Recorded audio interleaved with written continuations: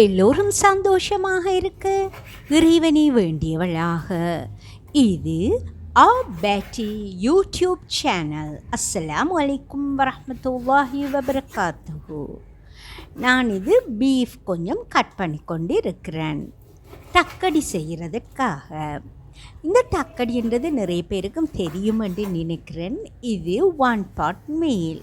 ஏண்டா நிறைய பாத்திரங்கள் தேவையில்லை, நிறைய சைட் டிஷ் அப்படி என்றெல்லாம் செய்ய தேவையில்லை. ஒரு பாட்டில் ஒரு டிஷ்ஷில் ஒன்று செய்து கொண்டால் அது 1 பாட் மீல். ஓகே, அதுக்கு வந்துட்டு நாங்கள் இந்த தக்கடிக்கு ஃபர்ஸ்ட்டுக்கு பீஃப் என்ன மாட்டுறச்சோ ஆட்டுறச்சோ ஏதோ அதை நாங்கள் சமைச்சு கொள்ள வேணும். அதுக்காகத்தான் இந்த இறைச்சியை நான் வெட்டி கொண்டிருக்கிறேன். இதை வெட்டி கழுவிட்டு எப்படி செய்கிறதை பார்ப்போம். ஒரு பேனை ஹீட் பண்ணி அதில் கொஞ்சம் நாங்கள் ஆயிலை ஊற்றி கொள்ளுவோம். அதில் ஆயில் காஞ்சதுக்கு பிறகு பச்சை மிளகாய், வெங்காயம், கருவேப்பிலை, ரம்பையில் ஏலம், கருவா, கிராம்பு இது எல்லாத்தையுமே போட்டு வதங்க விடுவோம். ஏண்டா தாளிக்கிறதுக்காகத்தான் இறைச்சி கறி தாளிப்போம். அது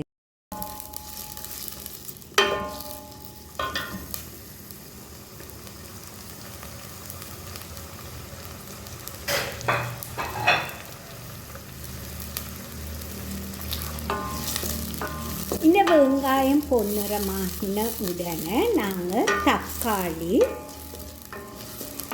தயிர் ரெண்டையும் போட்டு கொஞ்சம் இன்னும் அந்த எண்ணெய் பிரிகிற அளவுக்கு வதங்க விட்டு நாங்கள் மசாலா பொருட்களை போட்டுக்கொள்ளி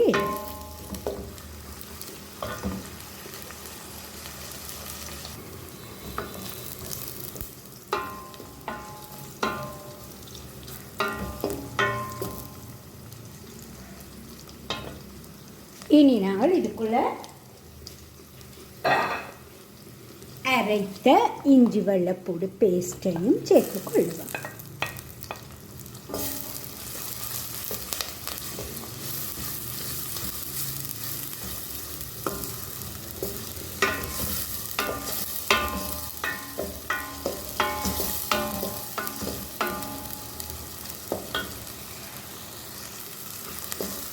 இந்த இஞ்சி வெள்ளைப்பூடு பேஸ்ட் பொன்னிறமாக வதங்கியதற்கு பிறகு நாங்கள் இப்போ தக்காளியையும் தயிரையும் சேர்த்துக்கொள்ளுவோம்.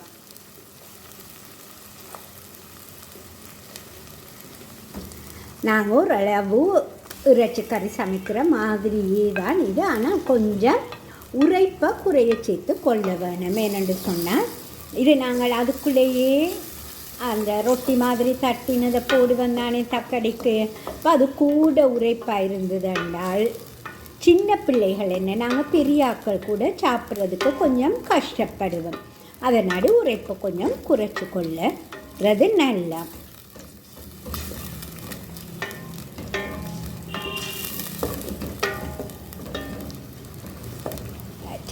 இதையும் நாங்கள் வதங்க விடுவோம். இப்போ நாங்கள் போட்டு எல்லாம் தக்காளி தயிர் எல்லாம் வதங்கி எண்ணெய் பிரிஞ்சு வரும். இதில் நாங்கள் இது மல்லியும் தனித்தூளும் மஞ்சள், சீரகம், மிளகு இவ்வளவத்தையும் நாங்கள் இப்போ இந்த வதங்கிய வெங்காயம், தக்காளி, பச்சை மிளகாய், வெங்காயம், ஏலம், கருவா, கிராம்பு, கறிவேப்பிலை, ரம்பையில் இந்த வதங்கின மிக்ஸ்டருக்குள்ளே நாங்கள் இதை சேர்த்து கொள்ளுவோம். இந்த மசாலாவை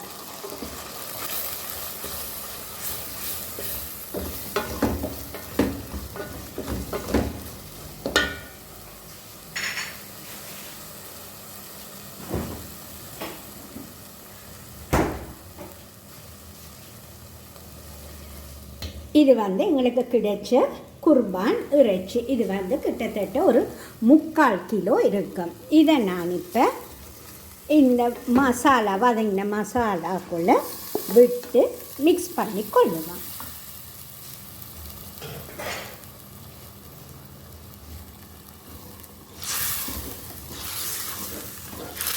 இன்னும் ஒரு முக்கியமான சாமான் போட வேணும். என்ன? உப்பில்லா பண்டம் குப்பையிலே. இதுக்கு நாங்கள் நல்லா முழுசாக ஒரு தேக்கரண்டி, இப்படி ஒரு தேக்கரண்டி உப்பை போட்டுக்கொள்ளுவோம். இதுக்கு நான் மஞ்சள் தூள் அரை தேக்கரண்டி, மிளகு 3/4 தேக்கரண்டி, சீரகம் அரை தேக்கரண்டி, தனித்தூளும் மல்லித்தூளும் கலந்த கலவை 3 தேக்கரண்டி நல்லா குமிஞ்ச மாதிரி எடுத்த தேக்கரண்டி 3 போட்டேன். இனி இதையெல்லாம் வச்சு நாங்கள் அப்படியோ மிக்ஸ் பண்ணிட்டு இளம் நெருப்பில் அவிய விடுவேன்.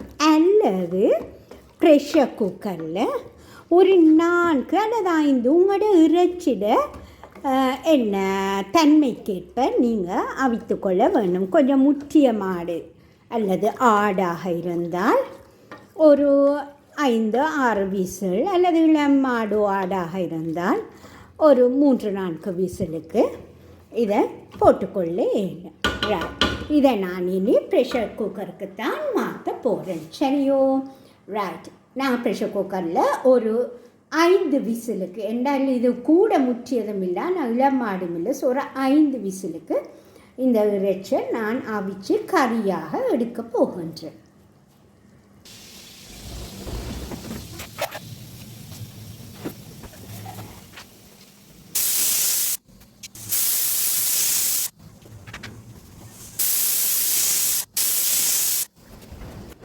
ரைட். எங்களோட இறைச்சி கறிட வேலை முடிந்தது.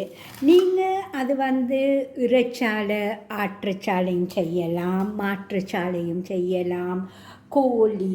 கோழியோட கூடாவியை விட தேவையில்லை. அதே போல் இறாலாலையும் நீங்கள் செய்யலாம். ரைட். இறால்னா நாங்கள் நல்லாவே உரைப்பை குறைய போடணும். ஏன்னா அந்த இறாலில் தாங்குகிற சக்தி இல்லைன்னு. ஸோ இறாலாலையும் கொஞ்சம் மஞ்சள் அப்படி கூட போட்டு, கொஞ்சம் மிளகுத்தூளை குறைய போட்டு அப்படி இறாலாலையும் நீங்கள் செய்து கொள்ள.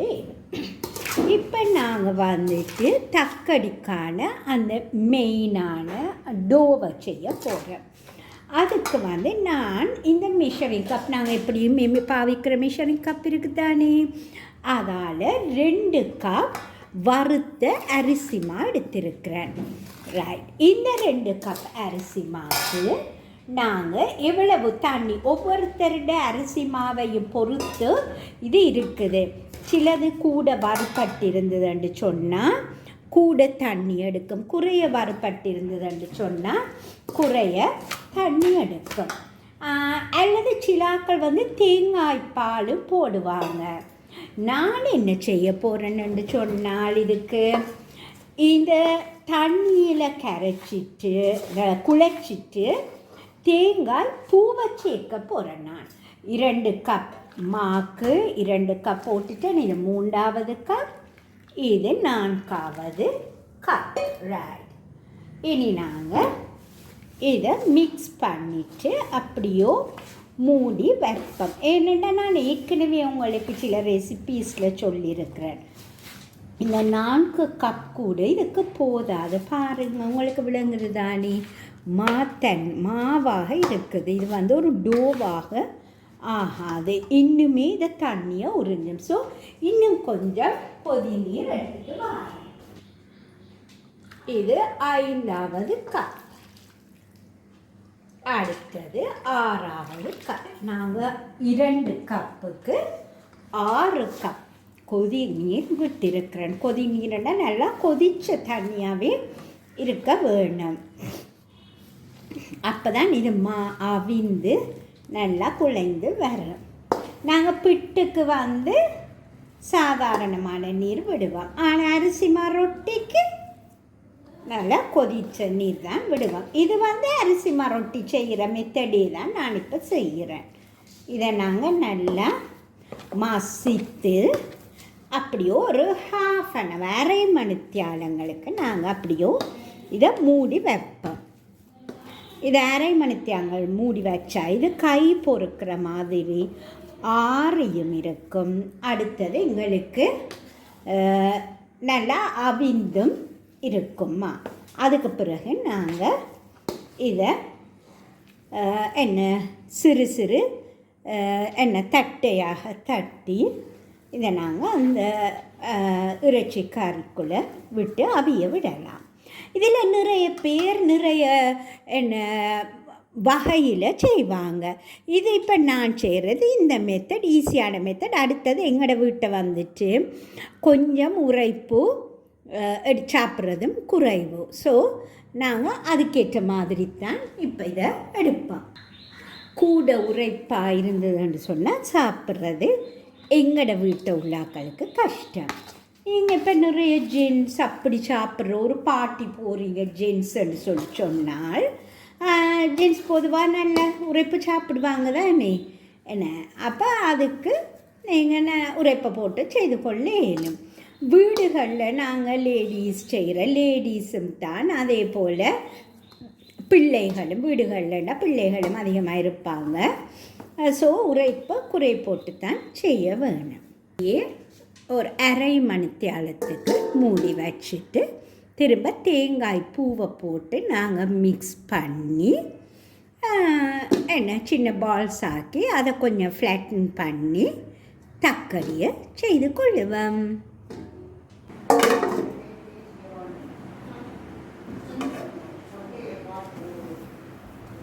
இனி இந்த கலவையோடு நாங்கள் 2 கப் தேங்காய் பூவை சேர்த்து நன்றாக பிசைந்து கொள்ளுவோம்.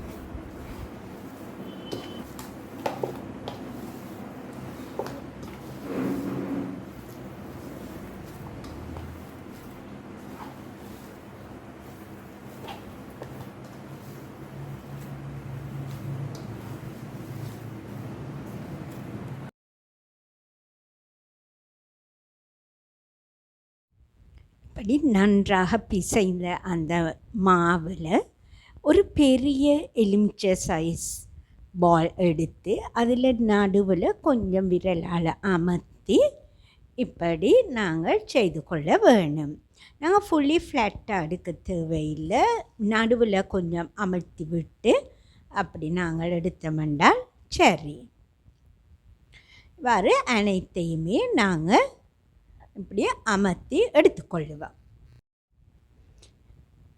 இப்படி எடுத்துக்கொண்ட பால்ஸு நாங்கள் சமைத்து வைத்திருக்கிற கறி, அந்த கறி கொதிக்கிற அந்த சூடாக இருக்க வேணும். அதில் இந்த பால்ஸை எல்லாம் போட்டு அப்படியே இளம் நெருப்பில் வச்சு அவிய விட வேணும். ஒவ்வொரு பால்ஸை அப்படியோ டிஷ்ஷோட கொட்டாமல் ஒவ்வொரு அந்த தட்டினதை பால்ஸை நாங்கள் தட்டு வந்தானே விரலால் அப்படி தட்டினதை இப்படி மேலால் ஒவ்வொன்றாகவே நாங்கள் வைக்கணும். அப்படியே போட்டோம்னா எல்லாமே குவிஞ்சு அப்படியோ கட்டியாகி இதாகிடும். ஸோ நாங்கள் கவனமாக ஒரு பீசஸாக நாங்கள் இந்த கிரேவி ஆணத்தில் குழம்பில் விட்டுக்கொள்ள வேணும். அதை எல்லாமே போட்டதுக்கு பிறகு மூடி கொஞ்சம் அவிய விட்டு ஒரு 3 minutes 4 minutesஆல் திரும்ப நாங்கள் சட்டியை கரண்டியை போட்டு கிளறாமல் குலுக்கி விட வேணும்.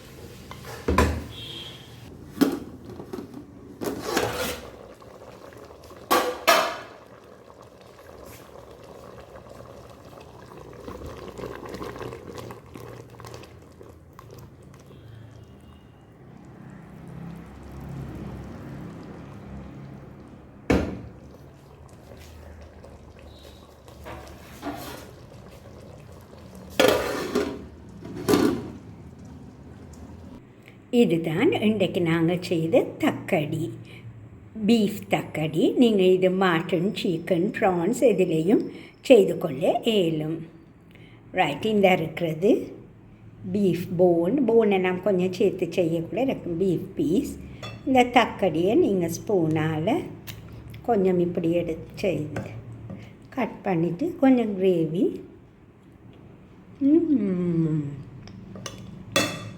யம்மி யம்மி டேஸ்ட்டாக இருக்குது.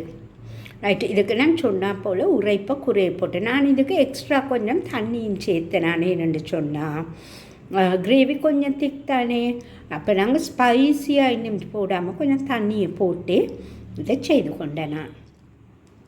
ரைட், இப்படி பீஃப் கூட கிடைக்கிற காலத்தில் அல்லது நீங்கள் என்ன இது ஒரு 1 pot டிஷ்ஷுன்னு சொல்லணும்.